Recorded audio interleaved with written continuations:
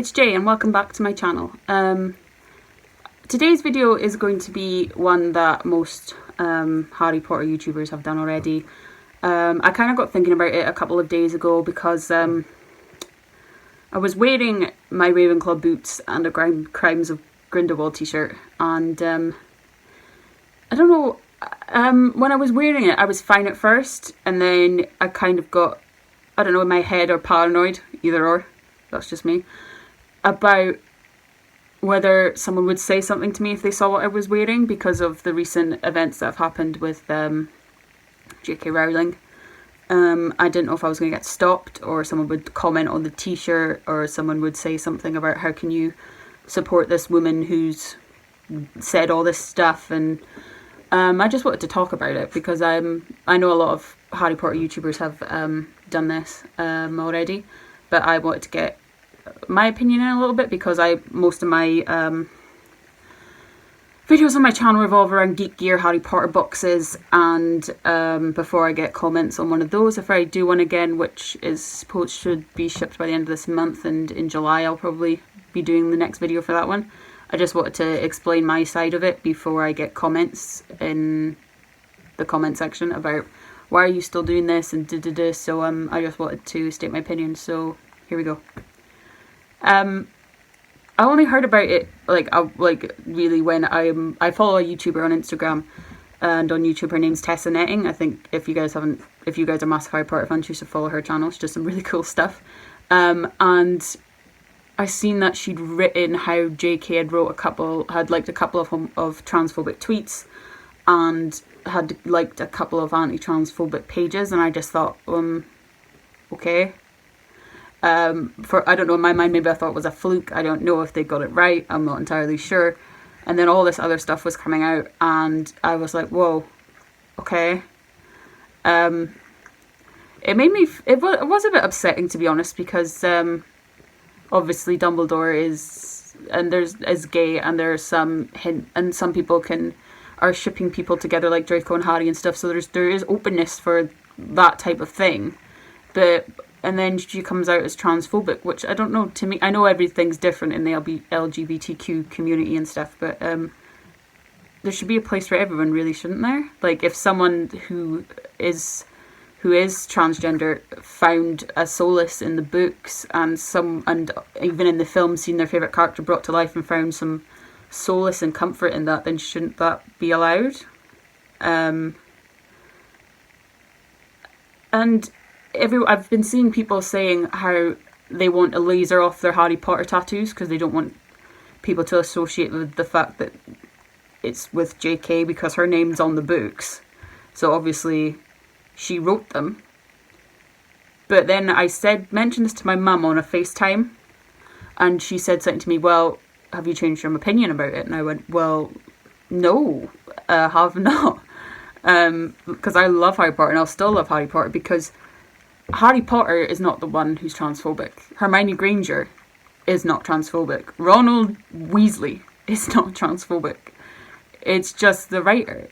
And if you read what Daniel put in his statement, that if anyone found comfort in a character or in the books or in the movies and held on to that, then you should hold on to it, because none of the characters in the books or the movies are transphobic.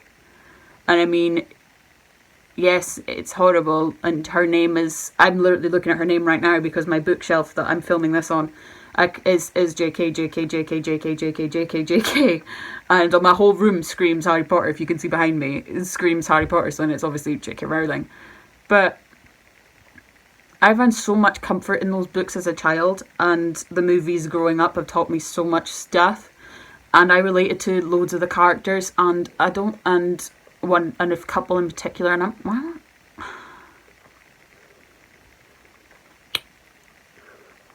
and it just helped me as understand myself as a person and understand myself mentally.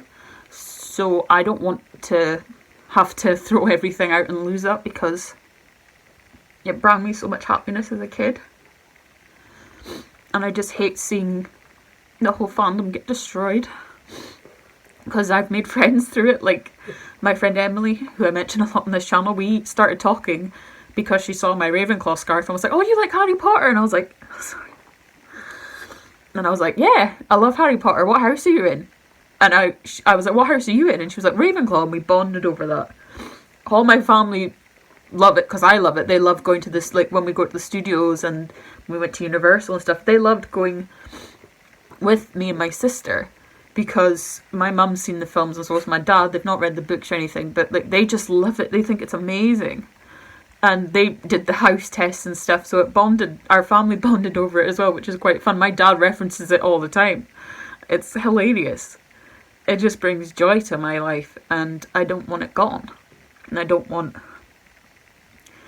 people to associate fans of this as being supporting someone who doesn't support men and women, and it's just horrible, and I don't want people to feel like they have to cut it out of their life, because I don't know what I would do without it in my life. And I think what we can do is support one another.